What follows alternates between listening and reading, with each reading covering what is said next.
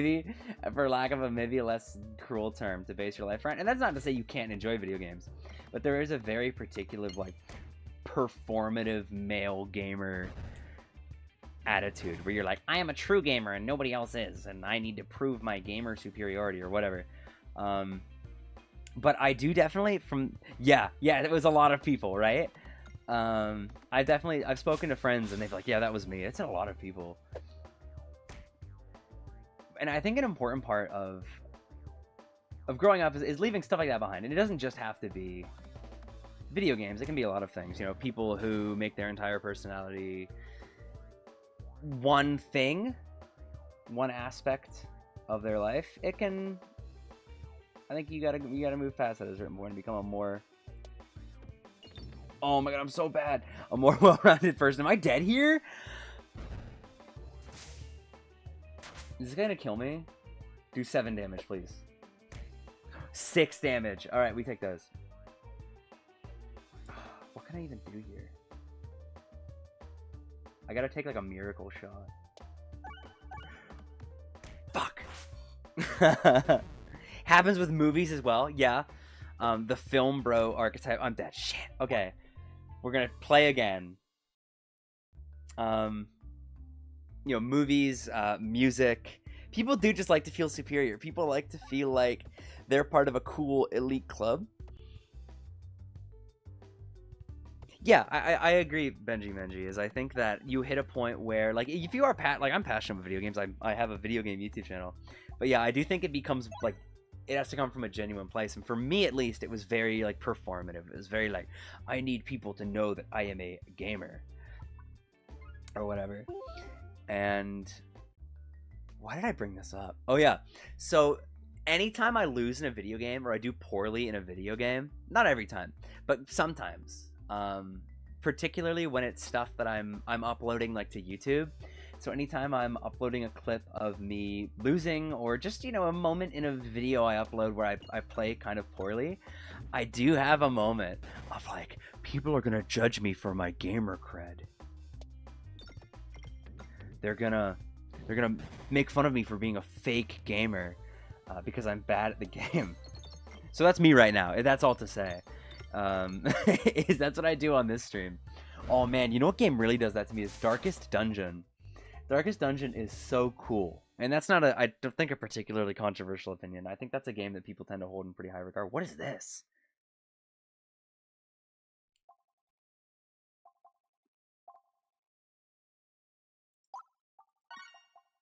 What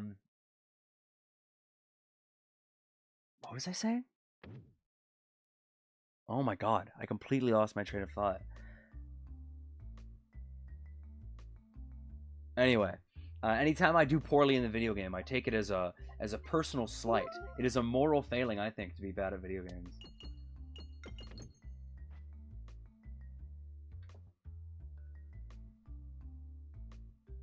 Because, like, rationally, I don't really judge other people for being bad at video games.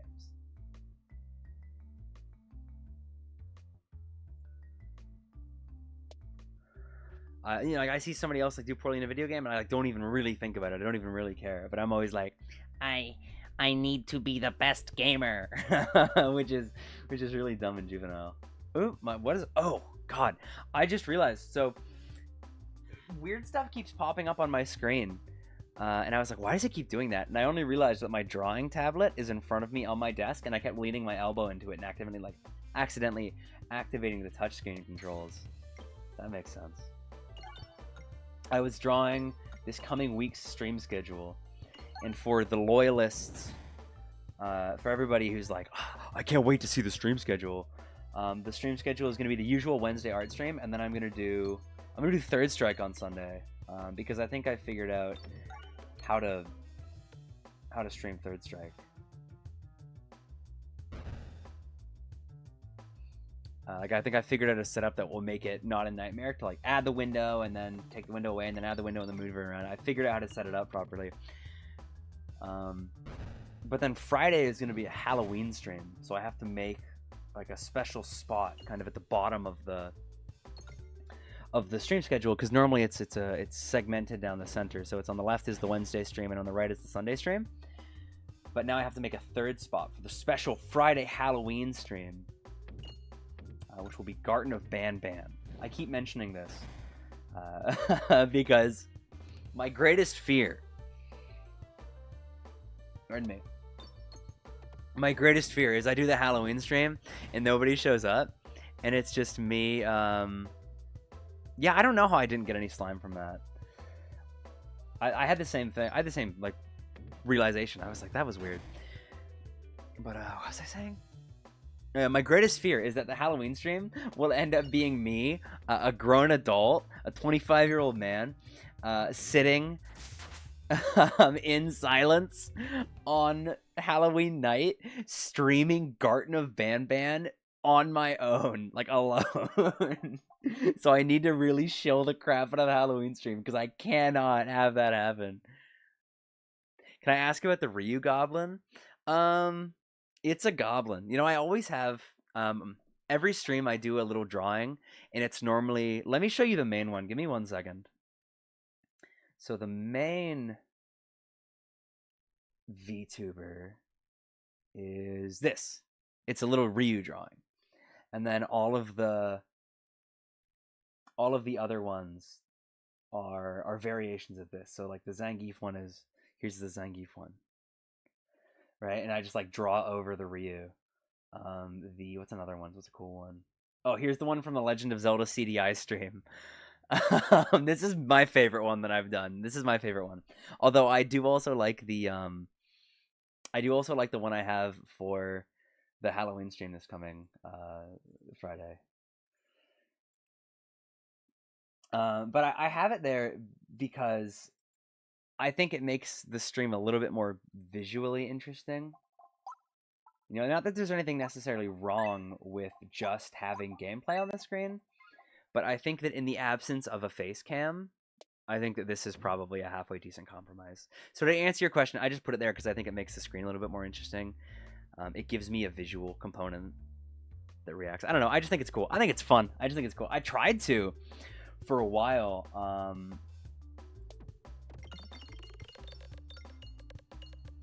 Okay, 1 slime. I got 1 slime. I hate it here. For a little bit, I tried to figure out how to get like a proper 3D VTuber setup going, but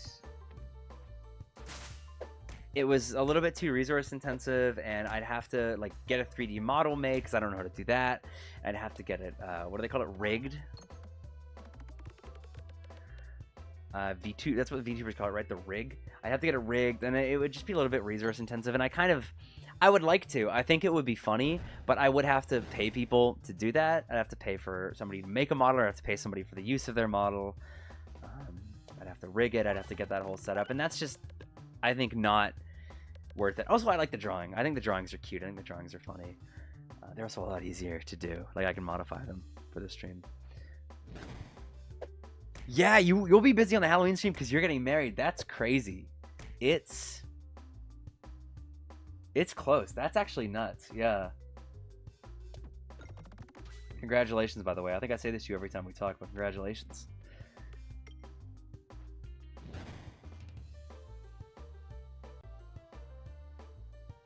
So there was a point where I lost the original like base image that I had drawn because I drew the Ryu VTuber like a while ago. Might have nerfed Potion Ball. Yeah, that would make sense because it's kind of doing nothing for me right now. I'm gonna go Peb Ball build. I like Peb Ball build. I like builds in RPGs that make really basic strategies like more viable. I think it's cool. I do like the MS Paint thing. I think it's cute. And I think I've told the origin story of it many times, but I think it's a fun story. So I'm going to tell it again. It's, when I first started the YouTube channel, I had to come up with branding, right? But I'm not a graphic designer by any stretch of the imagination. This is really good, actually. I'm not a graphic designer by any stretch of the imagination, and I didn't want to use like something just taken from the internet, because I don't want to use official renders or official art because I think that is boring. but I also didn't want to like find, you know, fan art and steal that, because that would feel kind of crappy to do to the artist of that fan art. So I was like, okay, what are my options? And I made MS Paint Ryu, and without even thinking about it, it did kind of just become my brand, somehow. Like, it started out of necessity, but over time it just kind of became like my thing. I have a really distinct memory of when I posted. This was like years ago. This was like 2 or 3 years ago. It was relatively early on into the channel. I was on the bus coming back from university, and I had my phone out, and I drew like Remy on my phone, like with my finger, and posted it to the YouTube community tab, and just like, guys, look at this cool Remy I drew. And somebody was like, you know, I think that the I don't remember exactly how they phrased it, but it was something like, you know, the MS Paint branding gives your channel a very unique charm and identity. And it hadn't really occurred to me before, because that's kind of just like, I just like drawing things in MS Paint. But I was like, shit, I guess it does, doesn't it? So now that's my thing. Now I'm the MS Paint Ryu guy. I will occasionally run into people on Fightcade, and they'll be like, yo, like, can you draw like whatever? And sometimes I will draw it. It's cool that the drawing thing. I think it's really funny that I'm like a really shitty artist. But so much of my YouTube channel is based around art. It's based around like my drawings. I get a kick out of that personally. I've been trying to get better at drawing lately, though. I downloaded a PDF. What's the guy's name? Andrew Loomis. I downloaded his book. It's something, the one about drawing the head and the hands, where he talks about like drawing a circle and then cutting the sides off and partitioning it into thirds, and using those thirds. Like the top third is the hairline, and then the brow line, and then whatever. And that's been really like revelatory to me.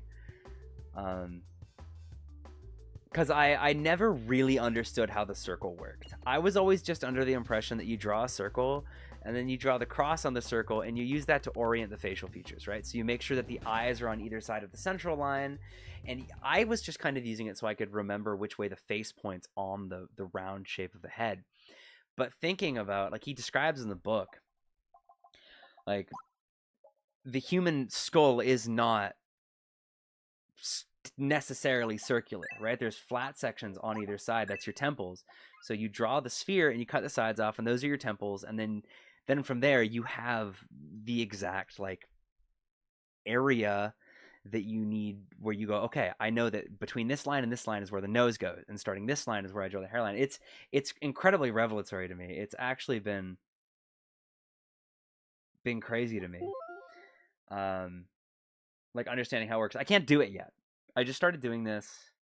I don't remember. It was either today or yesterday. But it's been, because I think giving me the framework through which to conceptualize what I need to do is really important. To me, it feels very similar to like when I was learning music theory. Like I was like, I hate it. I hate this, and it like frustrates me. I remember looking at the circle of fifths. Does anybody here know what the circle of fifths is? Let me show you guys the circle of fifths. One second. Circle of fifths. And it was this specific image as well. It was specifically, I think, the one from Wikipedia. How do I add an image to Streamlabs? Here we go. Add image. Add new image.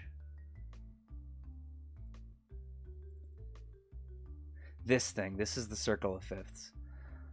So I remember really distinctly looking at this when I was trying to learn like how keys worked and how like music theory worked. And I remember I was looking, I had my guitar in my hands, and I forget where I was. But I wasn't at home. I was at like a relative's home or something. And I had my guitar in my hands, and I was looking at this on my phone, and I cried because I didn't understand it, because it just frustrated me so much. I like didn't get it. But, you know, now that I've gone through that, oh my God, a fight. But now that I've gone through that work and I now understand it, I can comprehend the fact that that was such an important growing moment for me, was giving me that framework that I I can now use to conceptualize music. So I'm not just like throwing notes out and hoping that it works. I actually go like, okay, here is the hard and fast framework of how this works. And when I need to break the framework, I now understand better how it works, so I understand better how to break it. And I think that this book, and the more that I just like, because I'm just going to draw heads. I'm just going to draw faces over and over and over again until I start to get a better feel for it. And I think that once I start to understand the nature of that framework, then it'll help me quite a bit. Even if I'm not necessarily, because I don't really have a whole lot of interest in drawing like strictly particularly detailed or realistic or anatomically accurate stuff, but I think that understanding how to do it correctly so that I can then choose what I want to do correctly and what I don't, instead of just drawing it wrong because I can't do anything but draw it wrong. Anyway, where did this come up? MS Paint Ryu. So MS Paint Ryu is really cool. MS Paint Ryu is really sick. I never heal in this game. I gotta heal more. Oh, this is actually good to have, speaking of healing. Wall Chicken, that's a cute reference.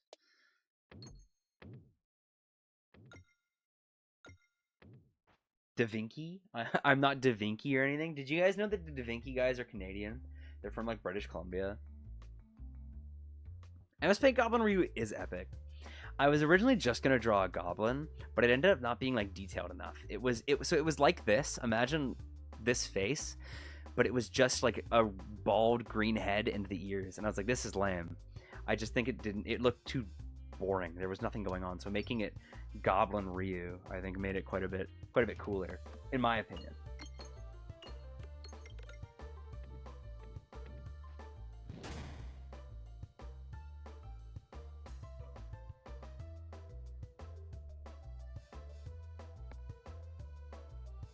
So I think I mentioned this on the last stream, but I installed a PS2 emulator recently, and I've been playing Budokai Tenkaichi 3. Think you guys went to the Louvre and said, "Hey, Da Vinci"? No way. Did I hear about that? I may have heard about that. That sounds like vaguely familiar. That's awesome. Shout out to them. Da Vinci? Yeah, they're cool. Those are like my goats. What was I saying? Oh yeah, I downloaded Budokai Tenkaichi 3 for the PlayStation 2, and I've been playing that, just like emulated on my computer. And I've been playing so much Sparking Zero that I had forgotten how like hard Tenkaichi was. Because Sparking Zero like makes everything so much easier. Like you have so many follow-ups, and vanishes are so easy, and super counters are so easy. Pardon me, but BT3 is like really, actually, genuinely so much harder. So as I was drawing, the reason I bring this up is because I was talking about the Loomis thing, and as I was drawing the in Budokai Tenkaichi 3 specifically, I play Ultimate Gohan, like Buu Saga, late Buu Saga Gohan. You know, like when he calls Majin Buu the mean word. That's my character I play in BT3. So when I was practicing the Andrew Loomis face thing, I keep drawing Gohan.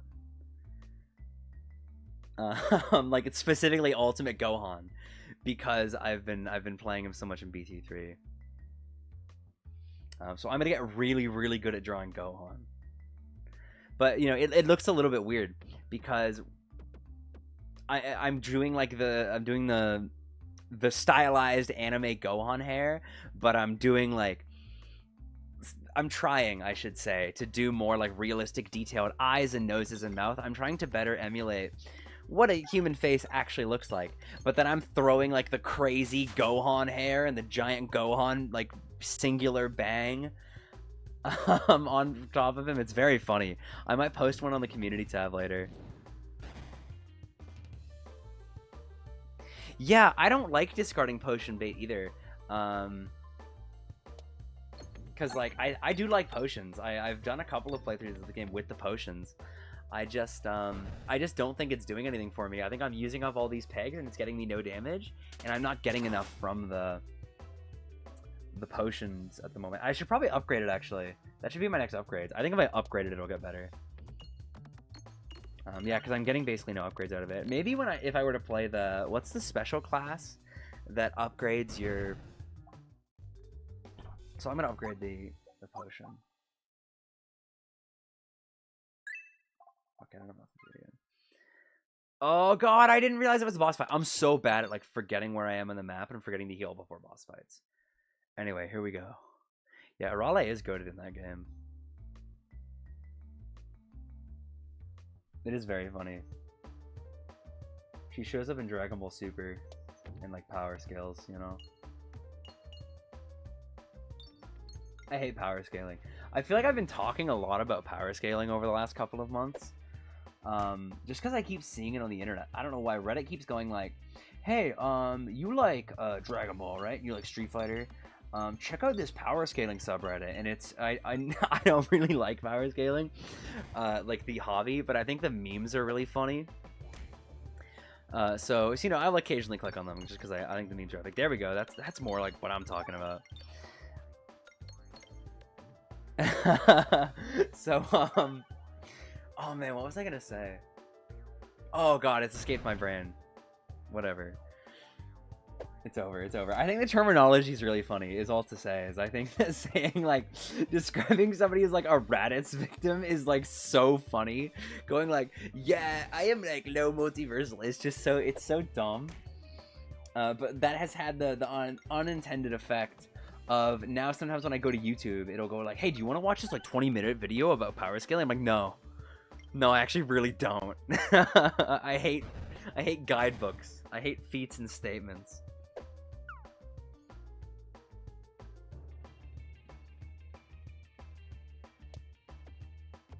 Heal slime. Oh, I didn't even see that. Where is that?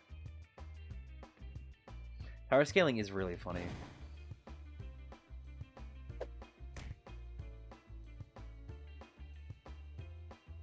And I think I may have said this before. I don't know if I actually said this on the YouTube channel before.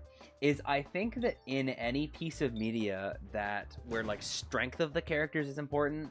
So, you know, a lot of like battle anime, like obviously like Dragon Ball, Hunter x Hunter, which I am watching right now. I just finished the Chimera Ant arc, and it's kind of awesome. It's kind of like the greatest thing ever. It was sick. I'm watching with my brother, but I think that it's important to stories. Oh, I love this one. This is like my favorite one in the game. I think it's important to stories like that to...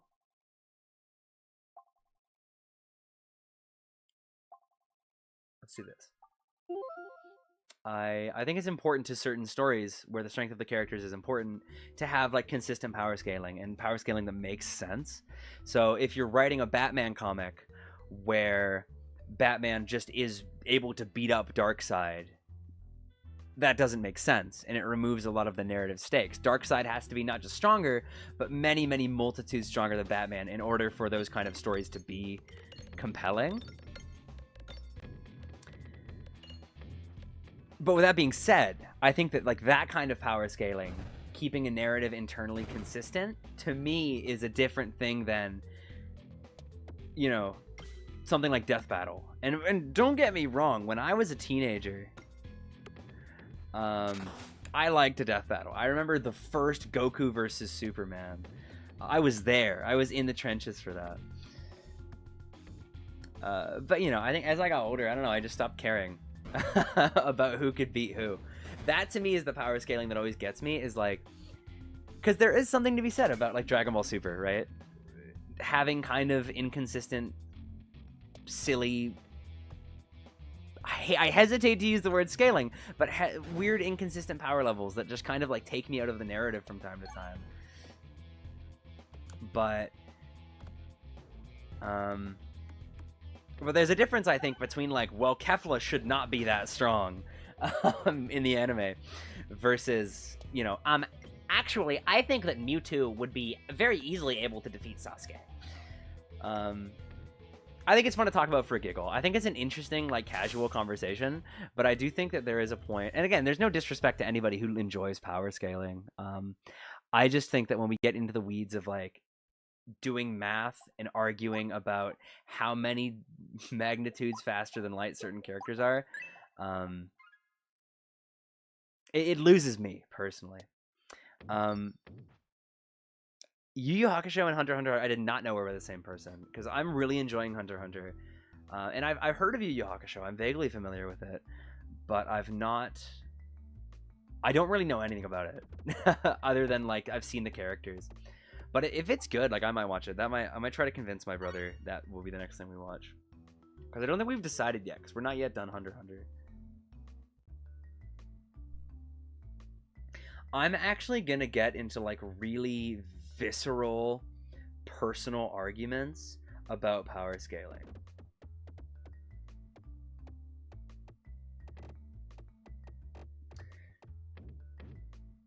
Yeah, sure, whatever. I think that I'm gonna become one of those guys who like threatens you if you think that Gogeta is stronger than Vegeta. You know what I saw? And again, I feel like I've mentioned this on the YouTube channel before. I saw somebody online give like Dragon Ball power levels to biblical figures. Like I saw them go like, well, Moses clearly has a power level of this, and King Saul has a power level of this, and it's like, why are you doing this? Who benefits in what way from you doing this? It was really cool.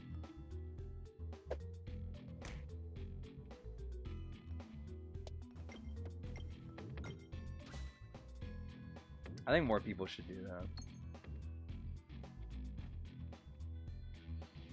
My favorite power scaling discussion is anytime you have to distract young children, right? Like when I'm at work, if I have to like, let's say I need to adjust the way that some cables are set up or whatever, but I need to keep the youth distracted. I need to keep my students distracted for long enough that they don't like go insane in the 2 minutes it takes me. I'll bring up like 2 random characters. I'll be like, so who here thinks that Spider-Man could beat Titan Speaker Man? And that will always start an argument. It's awesome. Taking feats that are just for comedy or aura is very funny. I'm exactly with you. I like Toon Force. I like when they go like, Bugs Bunny actually like solos the Naruto verse because he has Toon Force, which means that you can drop a really heavy object on him and he won't get hurt by it, but he will fall like an accordion. That's maybe my favorite power scaling terminology.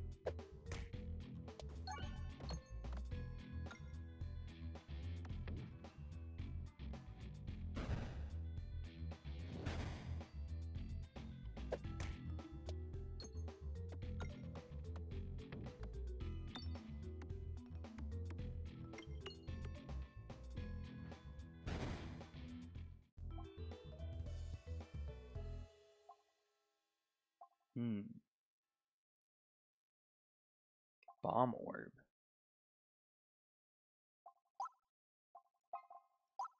Yeah, yeah. The Ace Ventura feat. Yeah, like how does this affect the power scaling? So characters that are clearly not meant to be particularly powerful end up with these crazy matchups where it's like, actually like Kirby does like beat the crap out of like every character or whatever. I really like going on Versus Battle Wiki. I really like going on Versus Battle Wiki and just looking up random characters and seeing all of their crazy stats. In fact, I want to check something real quick. Give me just one moment. I'm now curious.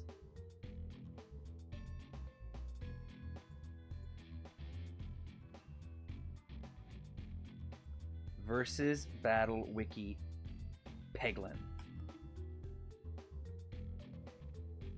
There's Peglin is not on the Versus Battle Wiki. That's so messed up.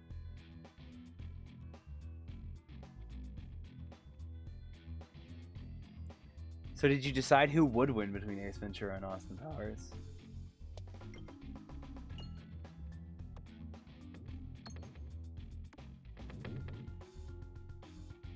Because Jim Carrey is Canadian. Although Mike Myers is Canadian as well, isn't he? Never mind. Is Mike Myers Canadian, or am I making that up? Mike Myers. Yeah, Canadian. Okay.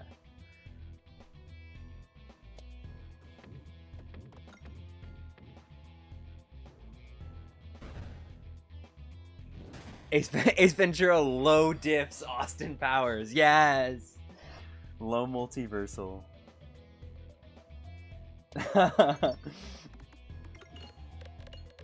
solar system level.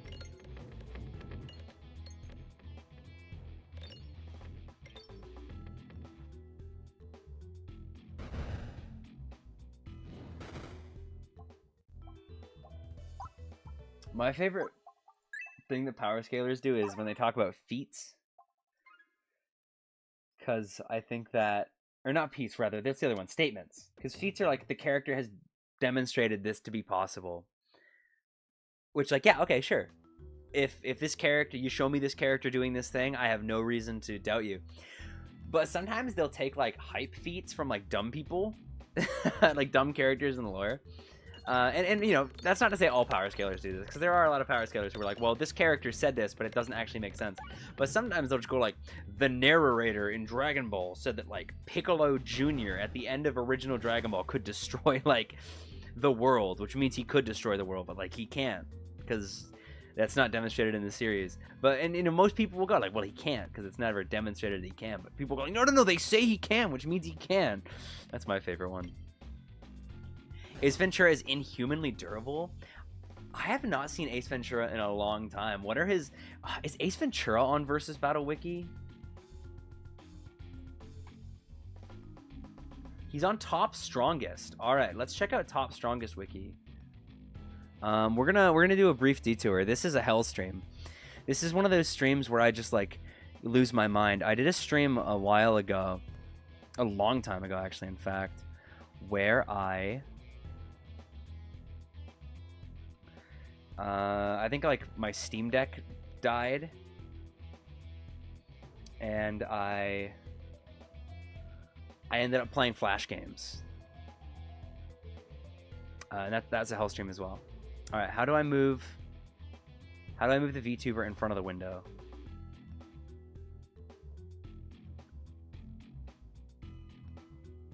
Okay, wait. There we go. All right. Ace Ventura, human, pet detective, threat level, Cub Plus. What does this mean? What does Cub Plus mean? Like, he could beat up a cub? He could beat up a weak wolf, like Wolf Minus? Powers and abilities, possible superhuman reactions, able to communicate with animals. Yeah, okay. High human, peak human maybe, so he's like a Batman. Beat a crocodile. Attack potencies up to wall level depending on the animals he has with them. This is awesome. Durability, high human. Strength, high human. Caught a bullet. Yeah. Intelligence, very high. Stamina, above average. This is awesome. This is cool. Threat level Cub. So what other characters can Ace Ventura fight? The girlfriend from Friday Night Funkin'. The Thing?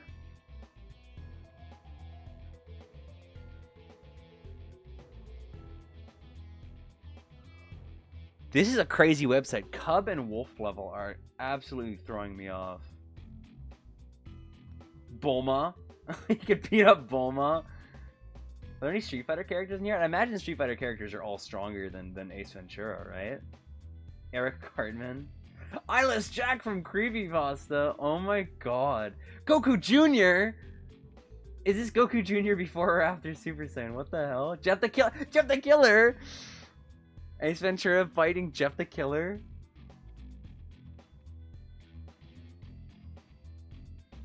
Okay, now I gotta read the right column. I wasn't looking in the right column.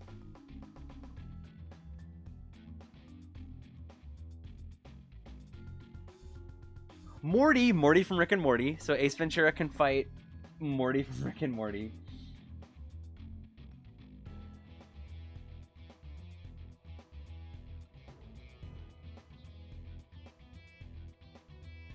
Oh, specimens here. I don't know what that's from. Yeah, The Thing, John Carpenter. That's a really crazy one. That's maybe the funniest one. Winston Churchill?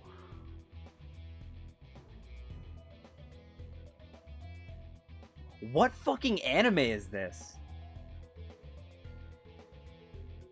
What the fuck is this from? I've never heard of this anime. But it has Winston Churchill in it. He wants to become king of the British Empire and open the gates of Tartarus.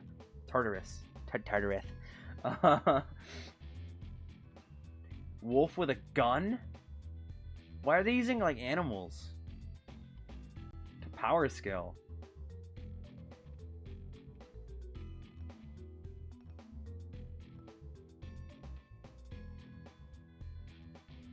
Winston Churchill? Winston Churchill did not look like this. Stop making fat British men into twinks. Okay. All right, that's been a fun detour. Back to the video game that I'm streaming. Oh, this is just what I'm like. I'm sorry, guys. All of my friends can attest to this. This is just what this is what it's like. It's a fucked up world.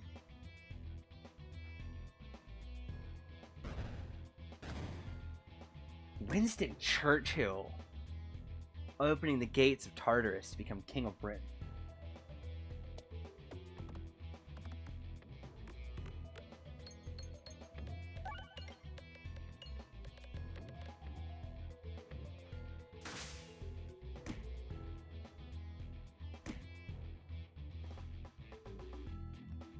Oh my god, look at how much damage my pebbles do. Holy shit. I guess that's a level 3 pebble, but still, wow. Alright, I'm not dying to any stupid boss this time, gamers. Not with my 3 million pebbles.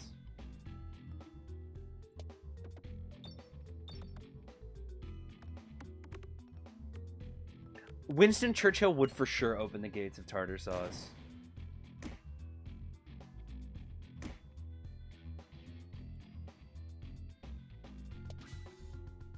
Is tartar sauce a big thing in England? Because I associate tartar sauce with seafood, like fish and chips. Anytime I go to get fish and chips here, I always get tartar sauce. And I assume, because in my mind, fish and chips is like the English food, you know? So I'd imagine that Winston Churchill probably sucked back some tartar sauce in his day, but maybe I'm just making unfair assumptions. Maybe I'm literally just going like, this guy's from England, he likes tartar sauce. So I don't know. How's the Peglin going? The what? The Goblin's doing what? That is a crazy. I thought I thought that was intentional. I thought you meant to do that. That is a crazy typo. I thought you were trying to make a joke. Absolutely absurd typo. It's going pretty good though. I like this game. We got distracted by power scaling and Twink Winston Churchill, but we're back. Dun, dun, dun, dun, dun, dun, dun.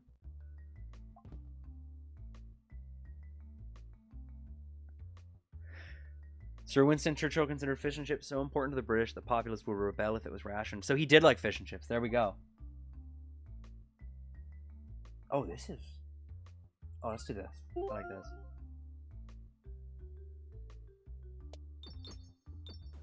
So Winston Churchill did open the gates of tartar sauce, is what we're learning. Tartar sauce is good. I love fish and chips. I adore fish and chips. Is that my favorite food? It's up there. It's definitely my favorite, like, fast food. Like, my favorite, like, fried thing. There's a reasonable amount. There's, like, a pretty solid amount of fish and chips restaurants within, like, my area. Like, I can walk or, like, you know... Like, they're in walking distance or just out of walking distance. Are a bunch of... Oh, shit, I don't have any money.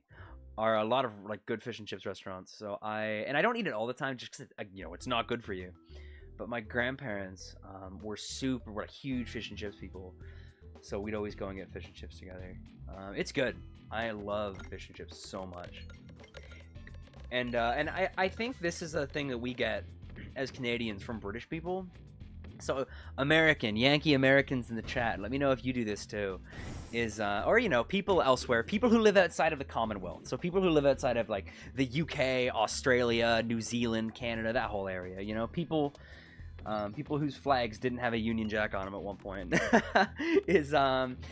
I absolutely douse my fish and chips in malt vinegar. I soak it until it's stained by the vinegar, and then I cover it in salt. So when I eat it, it makes me feel like horribly ill. It does really evil things to my body, but it's so delicious. Starmie stream was phenomenal. Thank you. I'm very proud of it. Sometimes I do streams that are unhinged. This, I think, is an unhinged stream. I'm always a little bit concerned that if I stream something that isn't Street Fighter, people won't show up. And yeah, like, the Street Fighter streams do the best. But I don't know. I kind of like streaming just whatever I want to. I think if I only streamed Street Fighter, I'd burn out of streaming and Street Fighter. You know, variety is the spice of life. Malt vinegar is making its way into the United States. Yes, yes! One of us. One of us. You know, in these times of international divide between our two nations, I think we should come together on a mutual love of absolutely dousing fried food in a crap load of salt.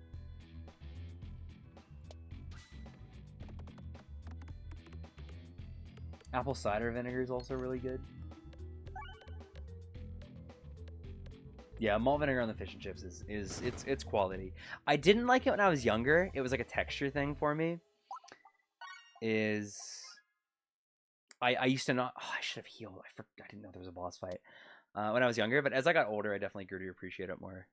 And now, like, I don't eat dry fish and chips anymore. It's interesting because I don't say chips to refer to, you know, what we say for. Oh man, I do this with soccer football. You know, the game where you kick the ball into the net. Is I will, because I know a decent amount of people who say soccer and I know a decent amount of people who say football. Anytime I talk about it, I will specify. I'll say, like, you know, soccer like football, or like football like soccer. I'll say both because I need to make certain people know what I'm talking about. And I don't do that quite as frequently, but like with fish and chips, for example, you know, you say chips because that's in the name of the dish, but I say fries in my day-to-day life. So it's just interesting how that works. I did once when I was hanging out with my buddies. I did accidentally call them chips. I was like, hey, you know, I'm not going to finish these if anybody wants to take some of my chips. And somebody was like, take some of your what? And only then did I realize what I had said, and like my face fell. I was like, no. It was awesome. Carbonara is good. As an Italian, how do you feel about people from elsewhere in the world, like, generally agreeing that your cuisine is among some of the greatest? You know, I think that in any conversation about which, like, national cuisine is the best, I think Italian is always in the conversation. What are the great food countries? In my mind, it's like Italian food, Indian food. What else is good?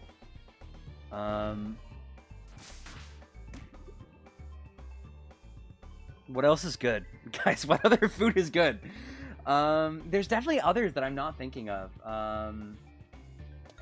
I want to say Chinese food, but I've only really had, like, Americanized Chinese food. I think I've yet to have proper, authentic Chinese food. But I have Japanese food is also really good. You know, I think food is just good. I don't know. I think that you would be hard-pressed to name a country or a region of the world where there's not some kind of absolutely awesome food that comes out of it. Like, even like England, right? People make fun of, like, England and maybe the UK as a whole for their cuisine, and there is something to be said about, like, jellied eels. But man, like, fish and chips, shepherd's pie, I think it's good. So I do think that food is just good. I think that food is one of those things that universally brings us together as humans, and I think that any culture left to its own devices will create good food, you know? America, yeah. America, definitely. I think there's definitely a lot of American food that I quite like. What else is good? You know, as a Canadian, I want to say Canadian food, but what do we have other than poutine? And poutine, you know, I will say, as an Anglophone Canadian, that's really a Quebecois thing. I don't think it's fair for me, as somebody who is not from Quebec, to take credit for poutine, because it's not really a... I think that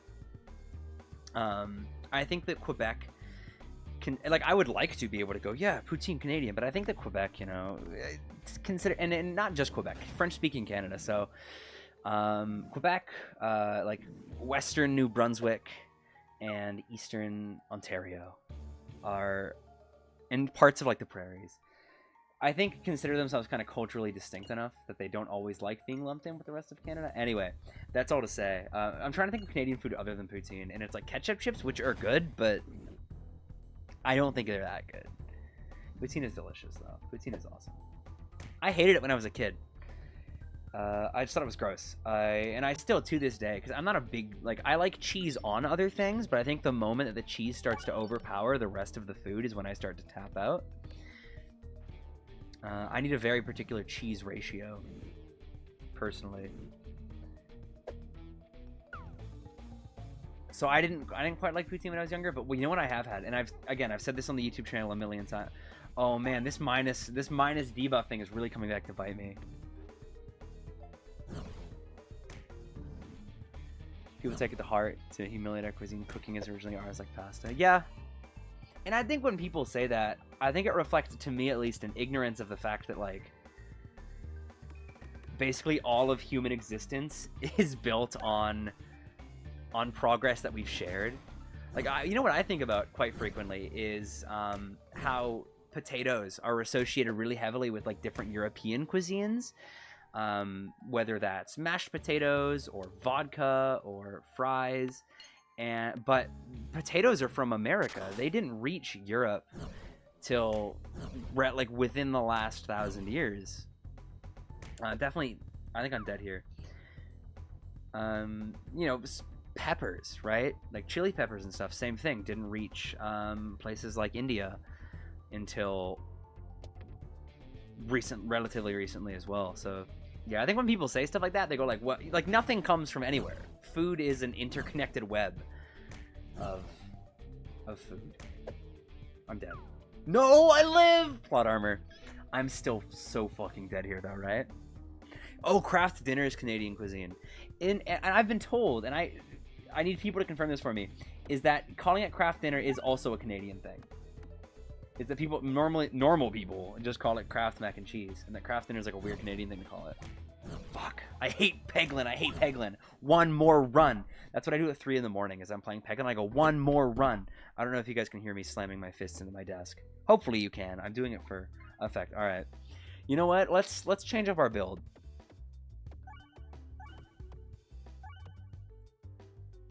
Spinventer. Let's go Spinventer.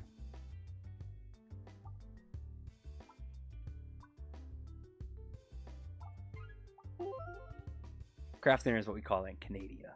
Yeah. Good to know. Look at his little lab coat. He's so cute.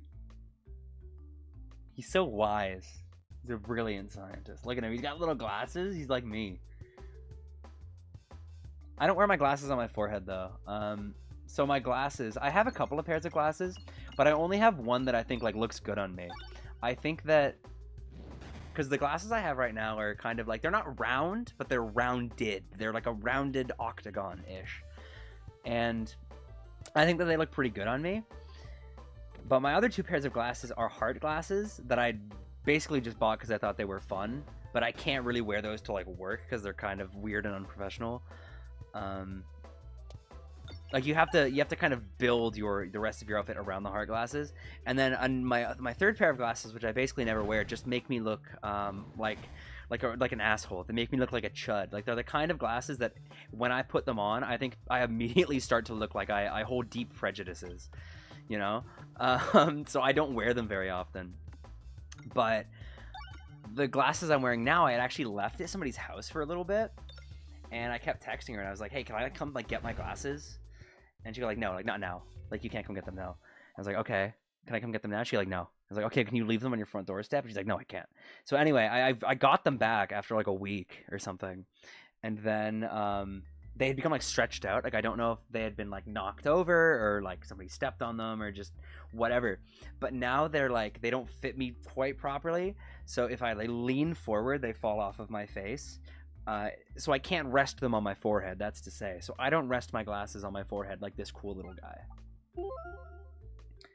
Because I can't, because they're stretched out.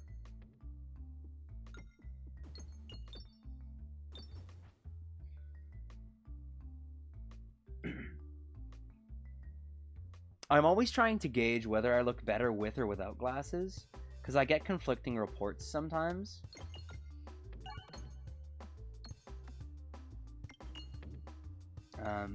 So anytime I'm having a picture taken, I just go like, okay, I have to guess whether I think it's whether I think the glasses will make it look better or not. I think it also depends on like what I've done with my hair that day. Not that I do anything particularly exciting with my hair, but like, you know, there are just days the hair looks better than others.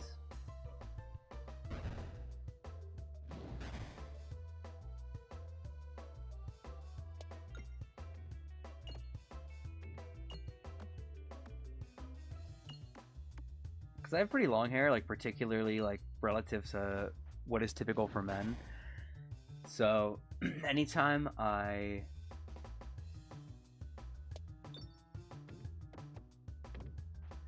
anytime my hair like rests over my shoulders, like if my hair kind of comes down my shoulders and rests in front, I think it looks really bad. I don't know why.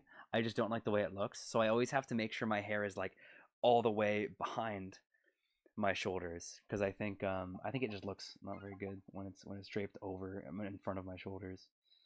I think I gotta get a haircut though, because it's getting like, it's really long. It's like past my shoulders at this point, and it's just kind of become a nightmare to deal with. I've been considering just like shaving a bald.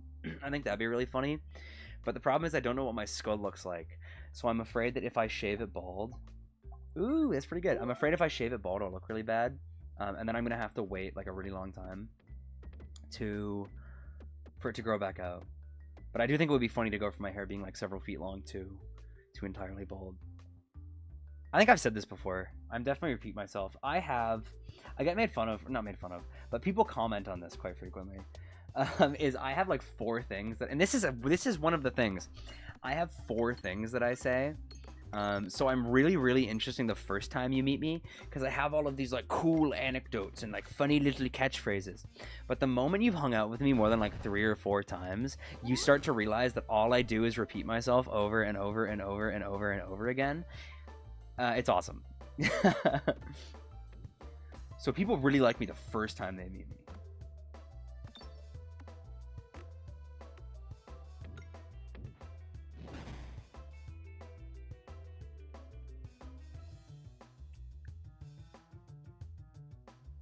I have heard of that. I have heard of like, and I was never sure how much of it was a stereotype of the Italian people getting upset with modifications made to their cuisine. I was never quite sure how much of that was like real cultural attitude and how much of that was just like a weird American stereotype that they apply to Italian people. So you're saying that's real? You're saying like Italians do actually get upset by modifications made to recipes? Because I've never been certain. I've always kind of assumed that was just like a weird American ism. I just realized I should just start buying random orbs, because I have the buff where if I only have one of an orb, it gets bonus. It gets +1/+2. +1 to power, +2 to toughness. Am I right, fellow Magic the Gathering players? My friends have gotten me back into Magic the Gathering. I stopped playing Magic the Gathering for a long time, and then my friends got me back into it. And it kind of like ruined my life. It kind of like eats away at my soul. Oh my god, please stop going into the fire.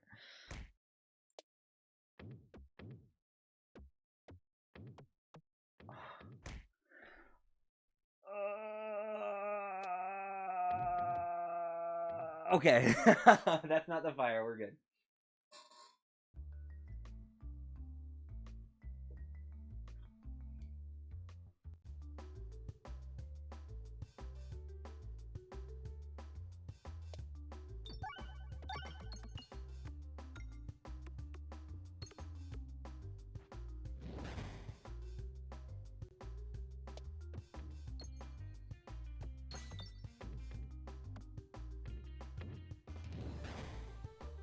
I'm gonna open my window for some light. Give me one moment. Staring at my computer screen in the darkness of this room is I think killing me slowly. And now I move my chair, and I think anytime I adjust my chair, because oh man, this is like it's not a super old chair, but it's falling apart a little bit, so it makes all of these really evil noises when you adjust it, and I never am quite sure how much of it comes through the mic, but I know for a fact that adjustment I just made came through the mic, because I saw the VTuber move as I did it. I do think it's really funny, because the VTuber just responds to any mic, or any input from my mic above a certain threshold, so I just set it to the threshold at which I tend to speak, and then it doesn't respond to like my mouse clicking, or I don't know, whatever else. However, there are sometimes noises where it suppresses the threshold but isn't me speaking, so I'll like mash buttons really hard and I'll see its mouth move. It's very funny. It makes me smile at the very least. Corn.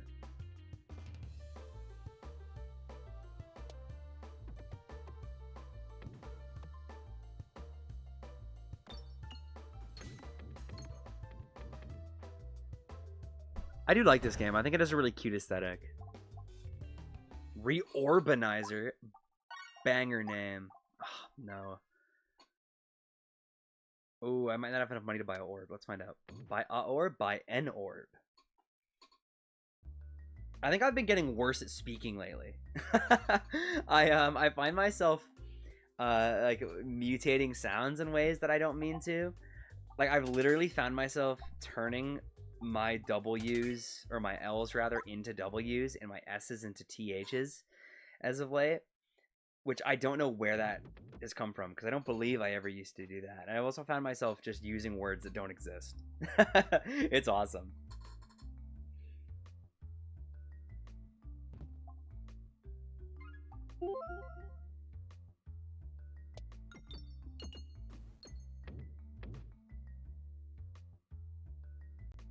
I love this song. Down, down, down, down. Oh, and look, it's the same theme, but more intense. You can tell because it's faster, and now there's a kick snare pattern.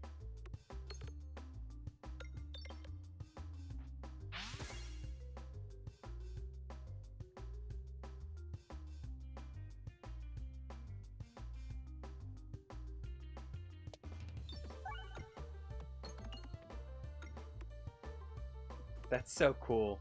It's got a little magnet. I don't think I've ever actually used that one before. I didn't know how strong the magnet was. Also, I'm now leaning back in my chair, as opposed to like sitting all the way upright. So if my mic, and I've tried to move my mic closer to my mouth to compensate, but if it doesn't work, let me know. Like if you can't, if my hearing is worse now.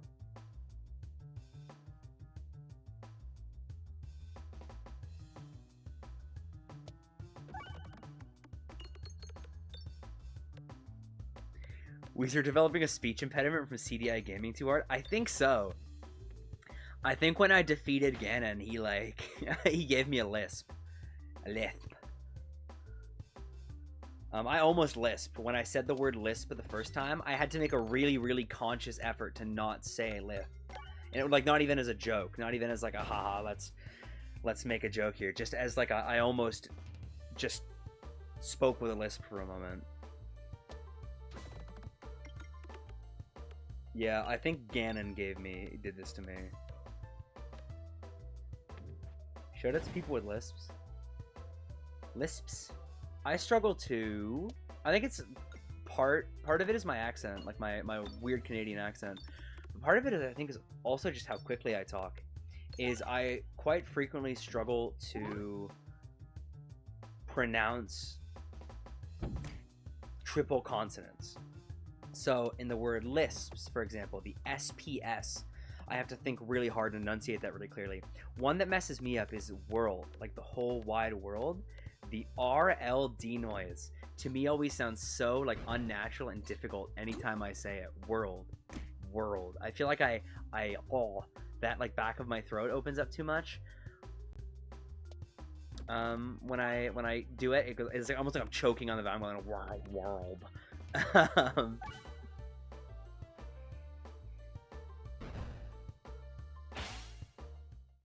I had a conversation with a coworker once, and she told me, because we were talking about like how we have accents, but you know because we're surrounded by people who, oh, this is cute, because we're surrounded by people who have the same or similar accents, we don't tend to notice it quite as frequently.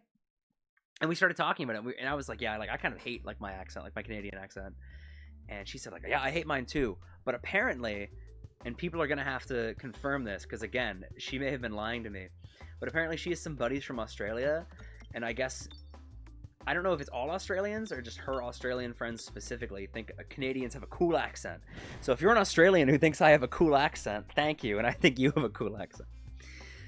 You ever think about how interesting it is that we compress down certain national accents to just the ones that we think are cool? Like when people say, oh, I love English accents. I think English accents are so like sexy. They're not thinking about like a Liverpoolian. They're thinking about like somebody from London, or they're thinking about like a Geordie, and they're not thinking of the whole breadth of the English accent. They're just thinking of the ones that they think are cool, you know? And then you meet like an English football hooligan and you're like, what do you even say? It's very funny. I think it's very funny. All of this is to say I need to play Wand of Gamelon to get my speech back. Look, I will play Wand of Gamelon. I am going to play Hotel Mario at some point, and then I will play Wand of Gamelon. I think I need to get a better gauge for what streams people want. Because I kind of just do whatever. I like wake up and whatever... However the wind strikes me, that's the... I didn't need to heal there. However the wind strikes me, that's the stream I start to do. But I think I need to get a gauge for like what people want to watch, because you know, and I don't mind doing streams that people don't tend to watch quite as much, because I'm in it for the love of the game. I think if you're gonna do YouTube, you have to accept that you're in it for the love of the game, because you're not making money off of YouTube. But you know, I do also I like seeing the number go up. I like seeing the numbers do goodly.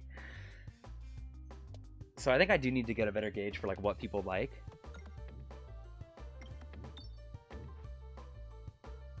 Just because I like the streams. I like doing streams. I like playing video games, and I like talking. I don't know if you guys have noticed I'm a talker. Dude, my dad's whole side of the family is all talkers. It's insane. So anytime we hang out, it's like we all just talk so fast, so like all the time. It's insane.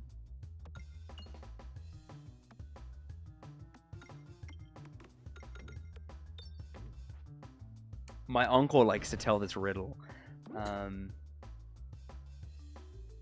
it's not even really a riddle. It's kind of a joke. I don't even know what you would call it. This odd line of rhetoric. And I'm gonna now tell it to you all because I think it's awesome. So you know how, and I'm gonna tell it the way, because he coached me on how to tell this. He was like, you know, if you're ever gonna tell this, here are tips to do it. So I'm gonna tell it the way he told me to tell it. So if you're ever, you know, outside and you look up and you see geese flying in a V shape, right? They're flying in that V shape so that they can go south for the winter. They're migrating. Do you know why they fly in the V shape? And then you wait for the other person to respond, and if they say yes, then you just kind of go, okay, awesome. But if they say no, you go, well, they're migrating south. But the problem is that, you know, the winds at the speed they're traveling on, it takes a real toll on the geese in front. So what happens is, instead of all the geese getting injured, just the one at the front gets injured, and then they swap out. So no one geese is taking too much damage for too long. That's why they do that. But have you ever noticed that the V is asymmetrical? One side of the V is always a little bit longer than the other one. And then you're supposed to go, oh yeah, I have noticed that, or no, I haven't. And he goes, well, do you know why that is? And then you're supposed to, before they get a chance to respond, kind of cut yourself off and go, well, I should ask, do you know much? Oh my God, get in the thing, please. Thank you. You're supposed to cut yourself off a little bit and go, well, do you know much about aerodynamics? And then the other person will almost always respond no. And you go, okay, well, do you know why that the geese have more geese, or why one side of the V is longer than the other? And then they maybe make some guesses, or they maybe say, I don't know. And you're supposed to look at them and go, well, the one side is longer because there's more geese on that side. And then you stand there in like awkward, stunned silence as they take a moment to register that this is supposed to be a joke. It is like it's so dumb and so infuriating that I love it. It makes me so mad. The first time he hit me with that, I was like so like filled with a really like deep, like powerful rage. But it's awesome. I love it. Everybody hates it, but I love it. I like telling it. I think when people tell it to me, I get mad, but it's fun. It's cute. You guys should hang out with my uncle. If I had my uncle on stream, would you guys tune into the Weezer Enjoy Uncle stream? I'll make him like a special VTuber and he can tell you guys jokes.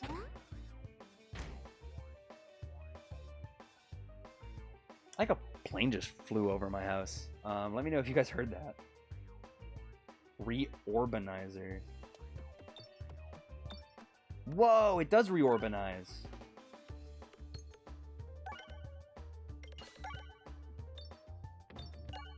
Whoa! Look at this little guy go.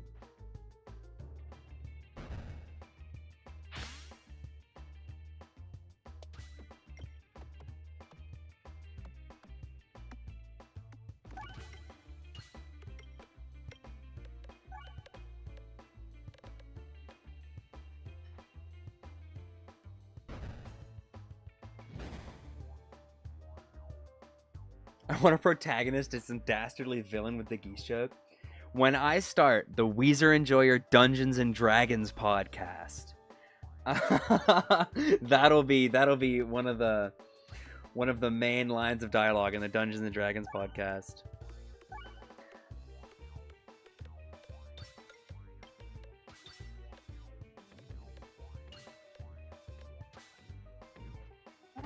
If I had to make one balance change in Third Strike, what would it be? Ooh, what would it be? That's actually a good question. Where's the reorbanizer? Is it already level 3? I guess. I think... Man, what would it be? Because there's a couple of balance changes I always think of. The one that I would do for my quality of life is I would add one additional plus frame on hit to Ryu close stand heavy or close stand medium kick. And the reason for that is because Akuma off of close stand medium kick can link level 1 always. Ryu off of close stand heavy kick can only link it on crouching opponents because of the additional plus frame. And that kind of frustrates me because Ryu is so close to having a really good low confirm, which he already has, and a really good high confirm in stand medium kick. And that's not to say stand medium kick is bad, because quite frequently if your opponent's low parrying, you know, that's the main scenario you're going to hit them crouching. But it would be a nice quality of life thing to always be able to confirm into super one off of close stand medium kick. So that would be like the one that would be most relevant to me. And then, but then there's also all the obvious ones. Yeah, make Chun SA2 1 bar.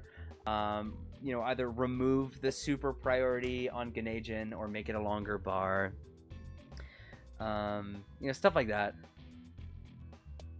Because there's all the obvious ones, you know, and saying make Chun-Li super 2 1 bar like is probably one of the correct ones to say, but as a Ryu player I would like having that stand medium kick confirm.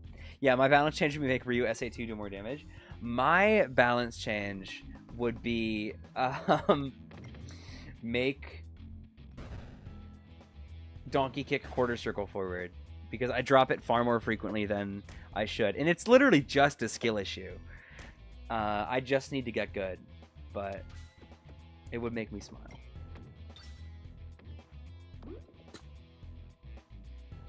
Yeah, the Weezer Enjoyer D&D podcast will be starting tomorrow. That'd be cool.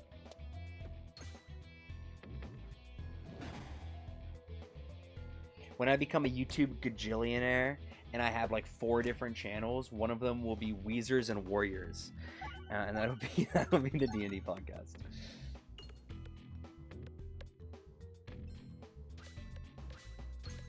Oh man, this game tickles something in my 8th brain. I just like seeing the numbers and the flashing lights. I am too Street Fighter 6 pilled.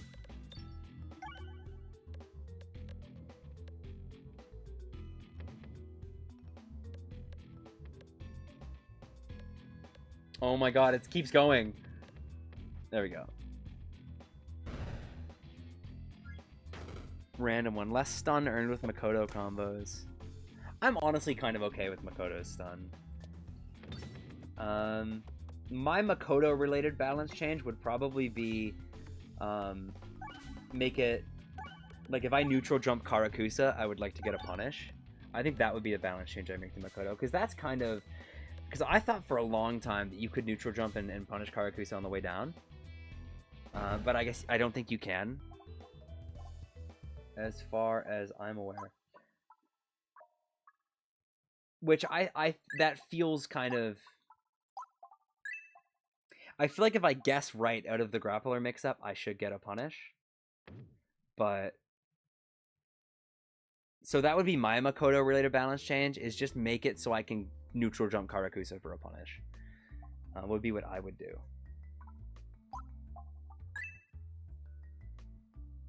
But yeah, Makoto stun combos are cool. Like, I wouldn't remove Makoto stun combos just because I think they have aura. And I think that removing them would make the game less interesting. Like, I think it would make it more balanced, but I think it would make it less interesting. And I think that as Third Strike players, we kind of have to accept the fact that we're playing a janky piece of shit game. We're playing an awesome janky piece of shit game, but we're playing a janky piece of shit fighting game.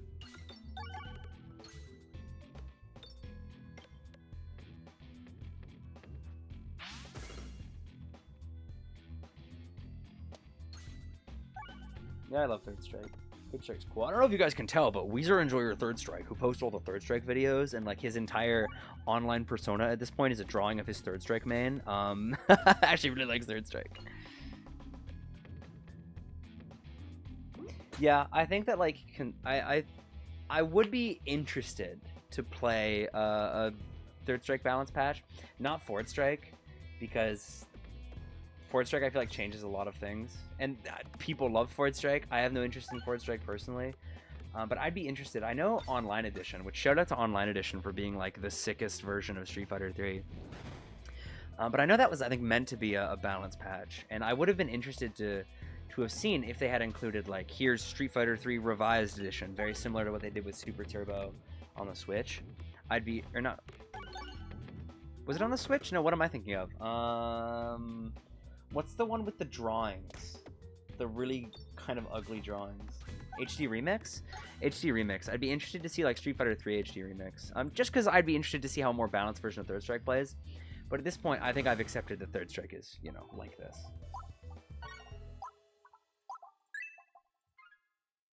Fourth Strike is Mons. Nerfing low strong hit confirms on Ken. Yeah, like I think... And here's another opinion that I have, which is kind of an old man opinion. Which is that balance patches, I think, have not ruined, but maybe spoiled the FGC a little bit. Because, you know, people just... And I do the same thing. I am not innocent of this. I cannot cast the first stone in this conversation, but so frequently, people will go, well, I am losing to this. And it might be something that's overtuned. Right? And they'll go like, well, we need a balance patch, and this needs to be fixed now. It's like, well, you know, that would be nice. But what actually needs to happen is you need to learn how to deal with it. Like Drive Rush, right? I think anybody who's heard me talk about Street Fighter 6 knows that I am frustrated by the incredibly skewed and I think really uninteresting risk-reward of Drive Rush buffers. But at the same time, I have to just learn how to deal with it. And I think that patch culture has made people kind of giant babies. And I think that a lot of people spend a little bit too much time complaining about the game and talking about the game rather than they do playing it. And one of the things I love about playing an older game like Third Strike is that's not an option.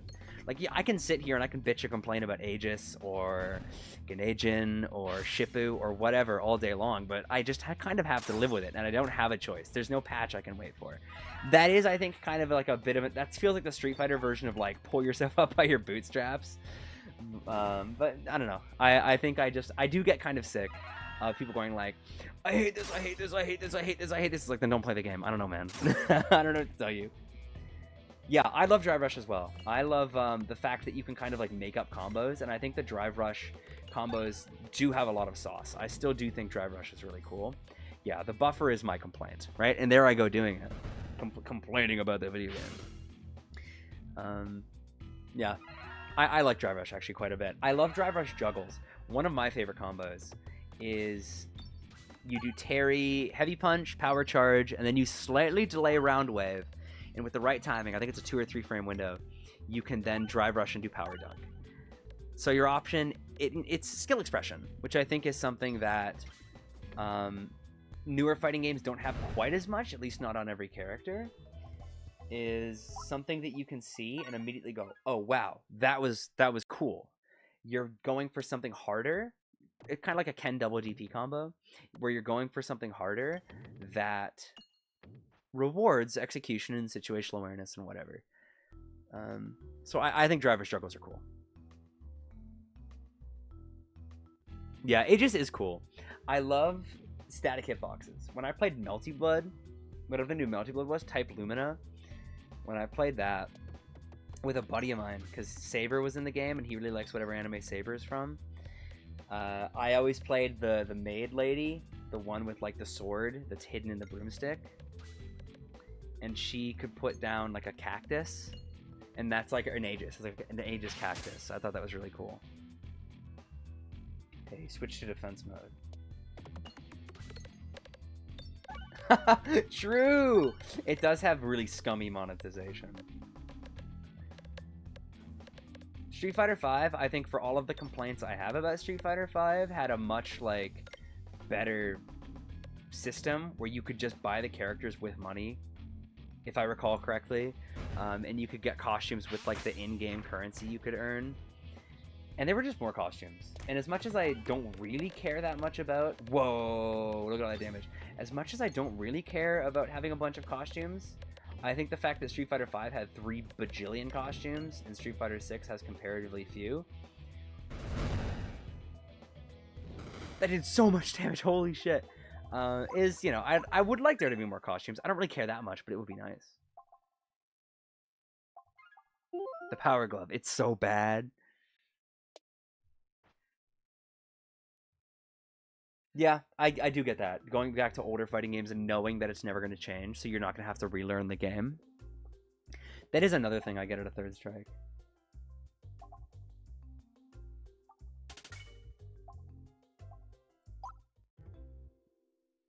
Yeah, I try to convince my friends. So every so often, maybe not so much as of late, but there was a point in my life where I would every so often try to convince my friends to play Third Strike with me. But it is an unforgiving game. It is one of those games that you kind of just have to like get good at, because it's so simple, which means that there's not a whole lot of room for I don't know, the word's not coming to me. My brain is fried. Peglin has fried my brain. This little goblin has destroyed my frontal lobe. I've been bite of 87. Yes, also not having to download massive giga updates on your PS4. Third Strike got you laid? I do not believe you. I do not believe you. Third Strike, I think, has only ever done the opposite for me. I think I did, for a very brief period of time, where I had the YouTube channel and still had a profile on, I forgot what dating app it was, but for a very brief period of time where I had a dating app profile and also had a YouTube channel, I think I put at, like, you know, when I was at, I don't know, 700 subscribers, I was like, I have like a niche internet Street Fighter following. And I think that did nothing but make me less likely to get matches. Every prime numbered shot. I don't know how practical that is. I don't remember what prime numbers are, but we're using that. Third Strike also got you laid? What kind of Third Strike circles are you guys running in? Maybe I need to change my strategy.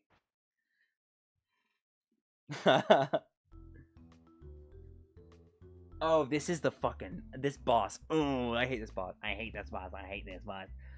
This is cool. This is Aura. This is Liquidity. So I'm considering picking up fighters like Dragon Ball Fighters. And if you go to the Dust Loop wiki, they have a page for Trunks, and then an identical page called The Drink, where they just replaced every instance of Trunks with The Drink. It's very funny. So this boss kills you immediately. I have to halt his approach before he gets to me, or I just die. So let's hope I can do that.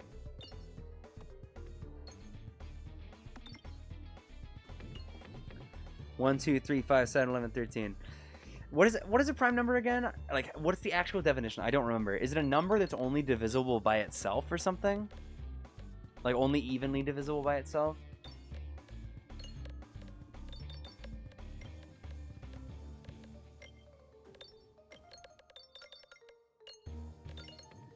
Okay, so this is the first guy I did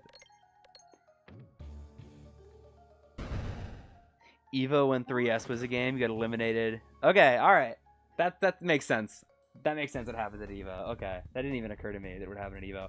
I don't know why. I totally assumed you were just on a date and you were like, check out my cool dungeon setup.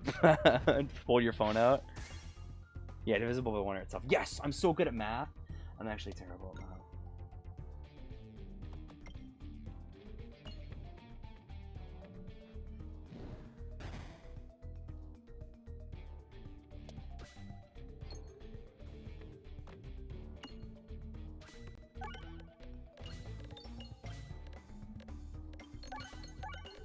I like seeing the number go up, man. Oh, it puts something in my brain.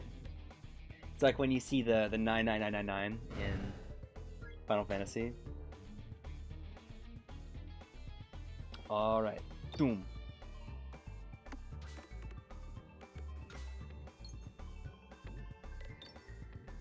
Arithmetic is the only math you're any good at. Let's have basic algebra. I think I might be the same way. I got an achievement. I think I'm the same way because that's the math that like I use, you know, for one reason or another. I think the more abstract it gets, the worse I get at it. I did parabolas in high school, and that like never made sense to me, really.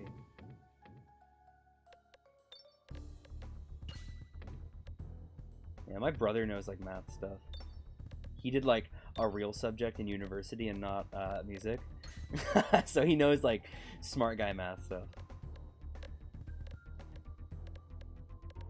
Math is, I think, just an evil subject.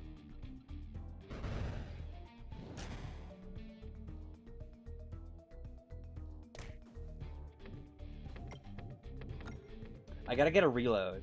I'm running, I think I can kill this guy if I manage to get a reload, but I'm running a little low on pegs. Just definitely need to calculate Yu-Gi-Oh! And Pokemon. Yeah, I accredit my ability to do addition and subtraction quickly to Dungeons and Dragons. Because I've been playing since I was like 16. And I think the fact that, you know, every week, every other week for the last 9 years, I've been doing really quick arithmetic, like over and over and over and over again, I think has just made me better arithmetic.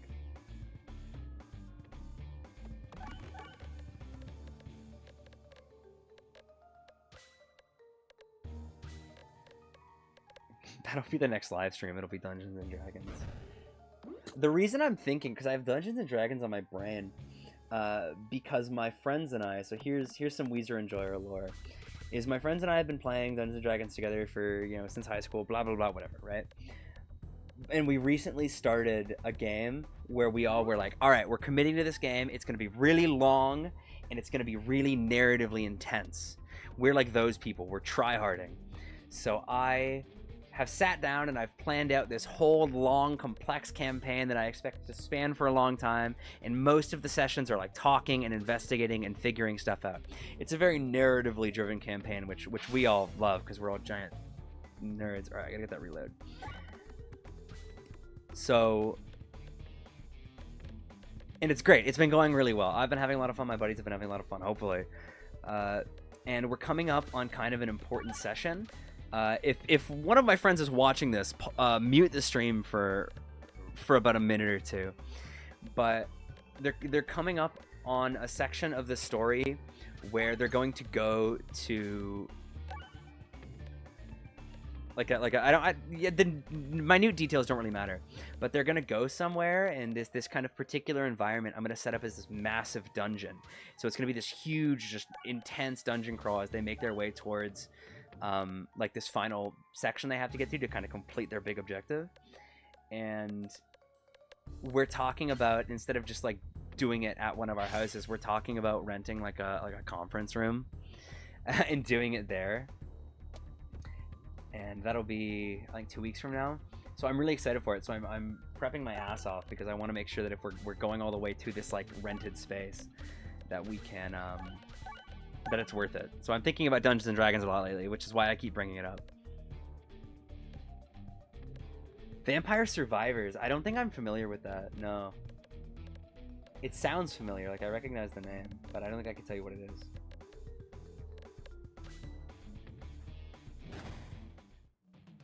Alright, which one of these do I not have? I don't think I have orbs.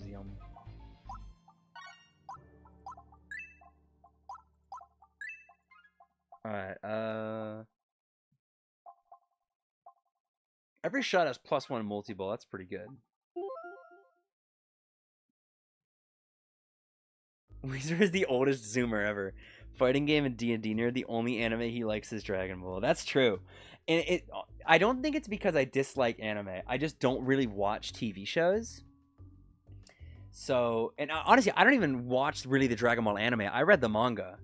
I was that guy. So I would show up in school, and one of my closest buddies, one of the things that we like became friends over, that we bonded over initially, was Dragon Ball. We would stand in like the bus line at school and talk about Dragon Ball, but because I read the manga, they translate things differently between the anime and the manga. So I'd be like, yeah, I really like when Kuririn used the Genki Dama against Vegeta, and he'd be like, you liked when who used the fucking what? So I read the manga. I don't really watch TV shows in general, anime included. But so the only anime I've actually really watched in any meaningful way is Hunter x Hunter, which I'm only watching because it's like a thing that's like what my brother and I do together, is we hang out and we watch Hunter x Hunter. And that's an anime I like, so I guess I've got a second one now. There's a lot of anime that I think I would. Oh, you know what else I watched? Azumanga Daioh. I watched Azumanga Daioh because I read the manga and it's awesome. It's peak. And that's, I think, an anime that you can watch. Like, I don't know, it's the adult, not the adult version. It's baby sensory videos for people who aren't babies, you know? Like, you watch it, and you kind of just let it wash over you. You don't actually have to commit to, like, following a narrative. You just watch, like, you just watch, like, the cat joke, you know? So Dragon Ball, Azumanga, and Hunter x Hunter. I read Dragon Ball, and I've watched like excerpts from the anime, but I've actually not watched the entire anime. I've watched Azumanga because it's really short, but it took me months to finish like the 20 episodes that there are of Azumanga, and then Hunter x Hunter I'm not done yet. So those were my animes. 90s era nerd in the 2020s world. Yeah, hello everyone. Oh my god, it's peak. It's good. Everybody go fucking read Azumanga. It's awesome. Yukari is literally me. Yeah, that's good. I always forget. Anytime there's a conversation about anime or manga, I jump to like the anime and manga that my friends watch. So I jump to like Demon Slayer, I watch like Jujutsu Kaisen, I jump to Bleach, I jump to Naruto, and I've never engaged with any of those in any kind of meaningful way. So I'm always like, yeah, I've just watched Dragon Ball, but I always forget that I've read Azumanga and I've watched Azumanga, and I always forget to bring that up because I do love Azumanga. I think that's kind of secret Weezer Enjoyer lore. I think I love Azumanga, but I think I basically never talk about it. So now you guys know. You guys are privy to the secret lore. Yukari is awesome. Yukari is awesome. Like, it is crazy how genuinely, like, just funny Azumanga manages to be. My favorite joke, I think, is the Yukari mobile. When, I think it's the first, like, summer home trip, and Chio has us having, like, flashbacks. It's awesome. It's good. Everybody read Azumanga, or watch Azumanga, or whatever.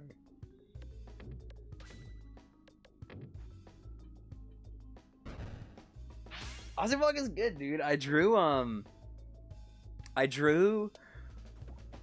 Chio and Goku fusing into Chioku once. That was like one of the YouTube things I drew and put on the community tab. And I think somebody was like, do not draw this. Chio would never fight. She is too innocent. And I was like, oh man, I think I've actually hurt somebody's like feelings by drawing this.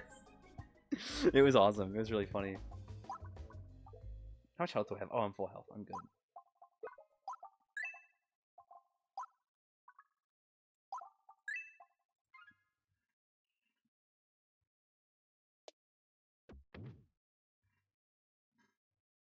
JJK is a Friends anime. It is. It literally is. I was at my buddy's birthday party, and this is a friend that I don't see very frequently because he's really busy, and he's working a lot. And I think he's trying to save up like buy a house and stuff. So he's just a busy guy.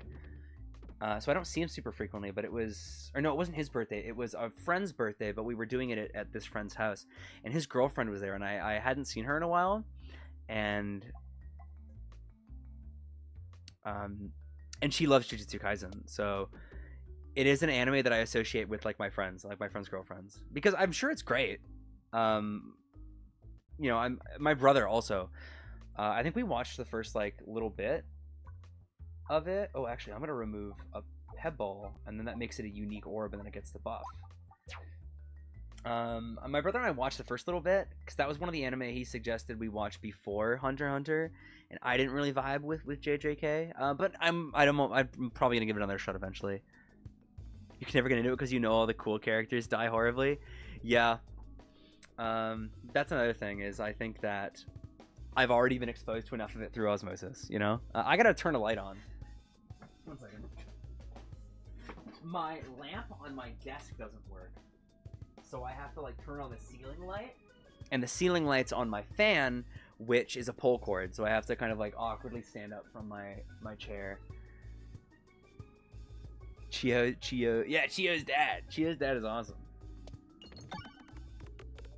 I like the dad hat. That's another good joke. It's just calling it the dad hat, and nobody has any idea what that means.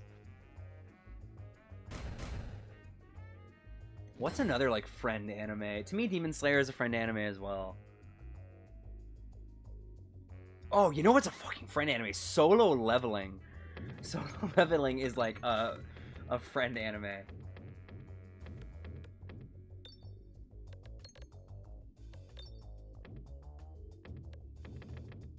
You should get a dad hat. That'd be sick. I have a shirt. And it's Osaka from Azumanga, and it's like a t-shirt, and it's her saying I hate t-shirts with vaguely confrontational phrases on it, and it's on a t-shirt. I think it's funny. There's a bit of situational irony on there. Yeah, shout out Azumanga. Neo Yokio, I don't even know what that is.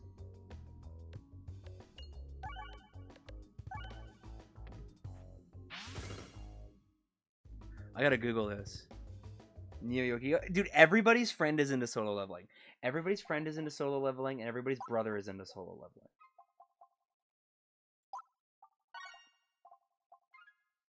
Neo Yokio. I've never heard of this, but when I Googled it, the second image that comes up is who I'm presuming the main guy holding a giant Toblerone, which is fucking awesome.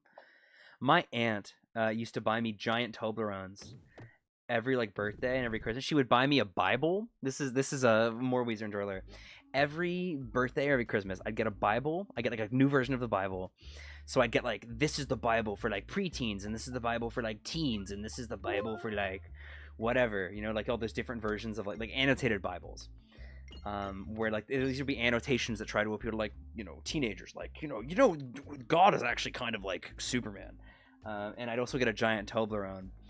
And the giant Toblerones are great, but the fact that you'd have to like really break it apart with like your jaw, you'd have to kind of wedge it, or at least I did, because I think I don't know, I'm an animal. I'm built different. I would put the Toblerone, I'd put the triangle so that my teeth are between two of the triangles, and I'd kind of wedge the rest of the Toblerone so it would snap off in my mouth.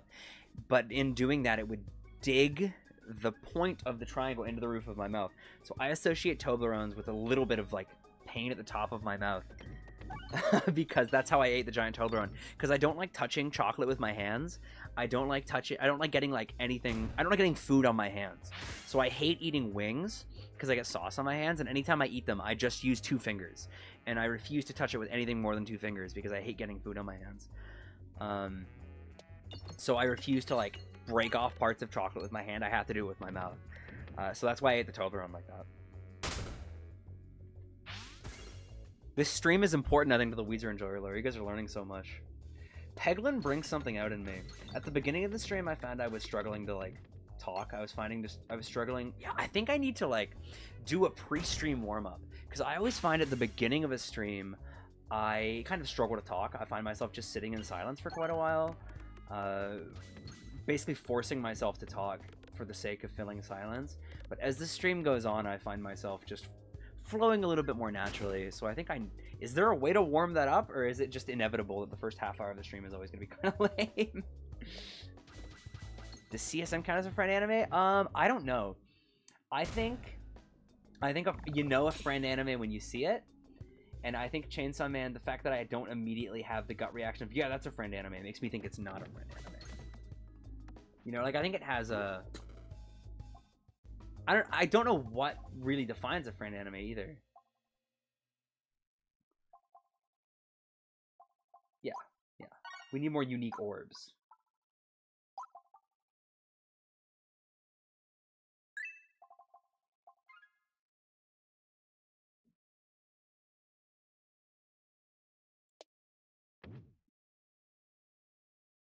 Also, this is the last floor, so this will be the last run. If I win, awesome. If not, fuck my stupid goblin life.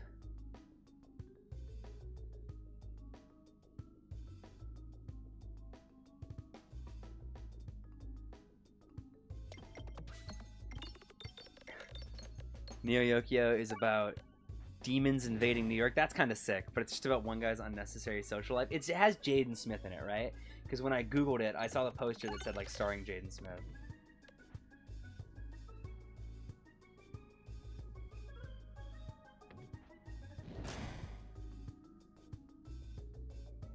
Although, I kind of hate Google now, because anytime I Google something, it now gives me, like, an AI overview.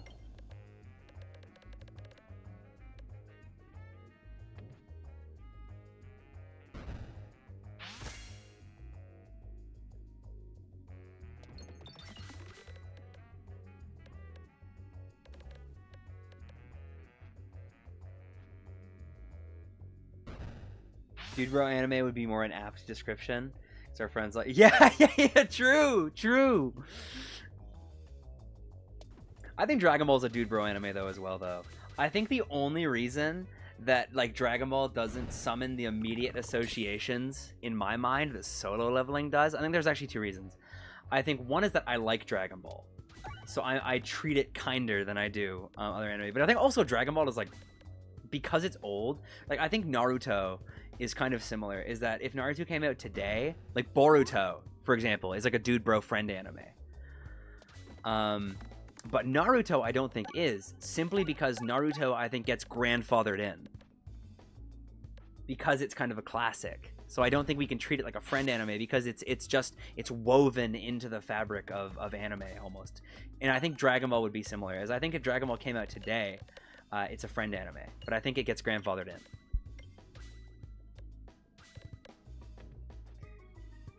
Dragon Ball is definitely the dude bro anime. I know quite a few. A buddy of mine,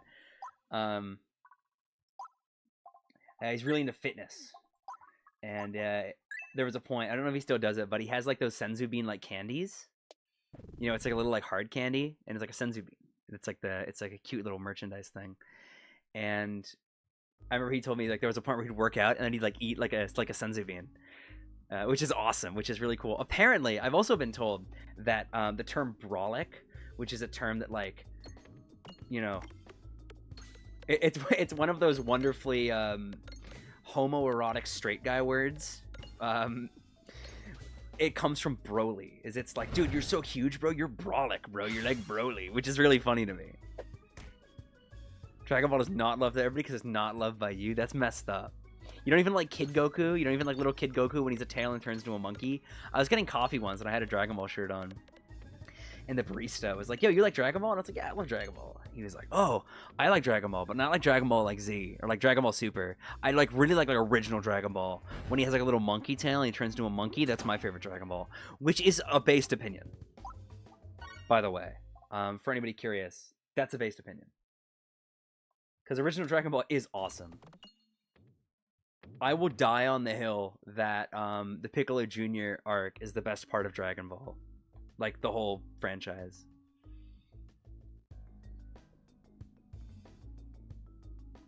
Like bits of it. Chi-Chi's cool. We stand Chi-Chi.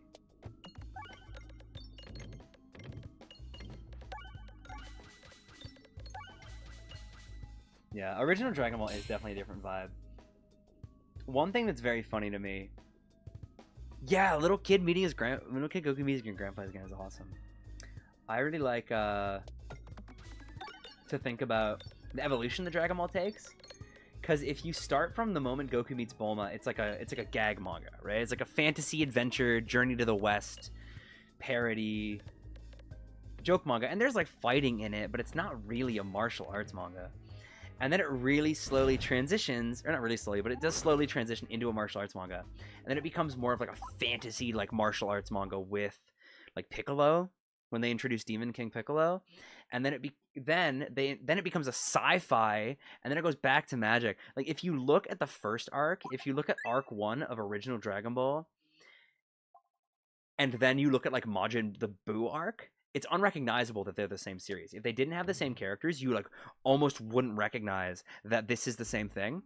But when you follow the sequence, when you start at Pilaf and you work your way to Buu, the transition is like actually so subtle. Like it's crazy. It's insane. One thing that I also think is really interesting is a lot of people who watch the anime draw this line between Dragon Ball and Dragon Ball Z. But in the manga, it's the same thing. It's like Goku defeats Piccolo, and then the next week, Raditz shows up. Like, there was no huge gap. There was no great reboot. It was Goku defeats Piccolo. He's the world champion. 7 days pass. Now he has a son, and he's also an alien. And he teams up with Piccolo. Like, it's awesome. Dragon Ball is awesome. First little bit of Super. Yeah, Super sucks. I don't hate Super. I just think that, like, I think Dragon Ball and Dragon Ball Z are so good. I think that the end of Dragon Ball up till most of Dragon Ball Z is genuinely like a generational writing, like generational run. I think that Piccolo Jr., Saiyan Saga, Frieza Saga, Cell Saga, I think is like absolutely crazy. If you read it from the beginning of the Piccolo Jr. to the end of the Cell Saga, it is absurd. And Majin Buu falls off a little bit. I love Majin Buu, but it falls off a little bit. And the stuff before it is a little, you know, I think Piccolo Jr. is when Dragon Ball gets like really crazy. I think if you read that, it's actually insane. And I don't think that any Dragon Ball thing that has come after Super, and especially fucking not Dragon Ball GT, measures up to it. But yeah, Dragon Ball's cool anyway. Peggers United Gas! Wait, the Goblin's doing what? The Goblin does what? You like Super because you can't compare it to original, and Super's not bad. Like, I think Super is good. I just don't think it measures up to the yardstick of the original anime, of the original series. Like, there are parts of Super I like. In the manga in particular, I think the Moreau arc is like genuinely really, really good. I just think that there's nothing in Super that compares quite to the original series. So I don't think Super's bad. Like, there are moments in Super I like. It's just I don't think it's at all. I just like it quite a bit less than I like everything else. Finished a tournament? Yeah, what tournament was it? Was it a Third Strike tournament? Was it a Peglin tournament?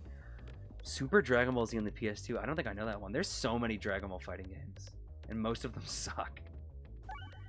Next stream will be me playing Dragon Ball Connect for the Xbox Connect.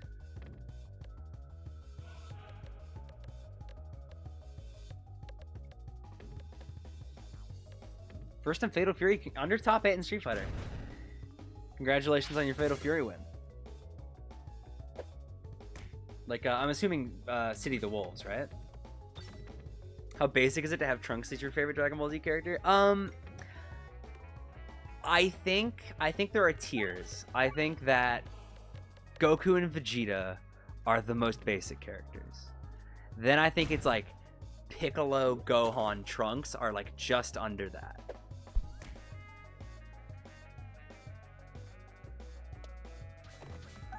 Yeah, because I love Trunks. Trunks is one of my favorite Dragon Ball characters as well, but I think he's a lot of people's favorite Dragon Ball characters, and that's for a reason. He's cool. No other character, I think, has the pull-up that Trunks does. Nobody else shows up in quite the way that Trunks does. They don't show up with as much aura. He shows up, and and he's a cool looking guy with a sword and a really cool cropped jacket, and he just goes Super Saiyan, kills a powered up version of the arc's most recent protagonist, reveals that he's a time traveler, and then goes away. It's so cool. No other character will ever be as cool as Trunks ever again. Plays like Budokai, but it's balanced like a real fighting game. So is it actually good? Oh, is that it? Is that Peglin? I wasn't even paying attention. Sorry, I was talking about Trunks. We did it. There we go. All it took was switching to Spin Venter and picking up 300 unique orbs. How many unique orbs is this? 1, 2, 3, 4, 5, 6, 7, 7, 14, 22. 22 unique orbs and a bunch of these little baubles. There we go. And it only took me 57 minutes and 32 seconds. Although that build I had at the end was kind of brain dead. I was kind of just talking about Dragon Ball and clicking on things. Well, everybody, this stream ended up being quite a bit longer than I thought it would be. I thought this was going to be like, you know, an hour and 20 minutes. I was kind of planning on calling a little bit early. Pardon me. But I got stuck in. I got locked in. I got trapped and betrayed in the Peglin chamber. Peglin time chamber. So I think I'm going to call it here because I believe there is food awaiting me. So I'm going to make the VTuber big. This is my favorite part of the stream is I make the VTuber big. And I'm going to get really close to my mic. Thank you all for I gotta do my VTuber voice. I did a VTuber audition. I don't know if I ever told you guys this. I auditioned for a VTuber company because I thought it would be funny, and in my VTuber audition, I spoke with like a lower voice because I know that the male VTubers, they like them to have low voices. They like them to have like cool like low like Batman voices. So this is the voice I'm gonna do from now on whenever I'm streaming. So thank you all for coming to the stream. Thank you all for thank you all for chatting and watching me play Peglin and listening to me talk about whatever evil things I talked about today. It's been an honor. And I will see you all later. I will see you all. I'm going to post the stream schedule for this coming week tomorrow, but I'm also going to say it now. So it'll be art stream on Wednesday as per usual, and then on Friday it'll be the Halloween stream where I'll do Garden of Banban and I'll do Garden of Banban and I'll do creepypastas. And then I don't know what creepypastas. If everybody has creepypasta recommendations, please let me know. And then Sunday will be... Have I decided what Sunday is? Sunday's going to be Third Strike. I'm going to do my first Third Strike stream. After 3 years of having a Third Strike YouTube channel and streaming for 2 of those, I'm going to do the first Third Strike stream on Sunday. So it'll be Wednesday... Sorry, I gotta maintain the low voice. Wednesday, art, drawing. Friday, Banban, creepypasta, Halloween stream. I'm going to eat a lot of chocolate. And then Sunday, Third Strike. So thank you all for your time, for your presence, for your kinship. Keep yourself safe, keep yourselves healthy, and I'll see you all. Yes, I will shout you out on Halloween. Enjoy your wedding. Enjoy getting married. I will see you all next time. Goodbye.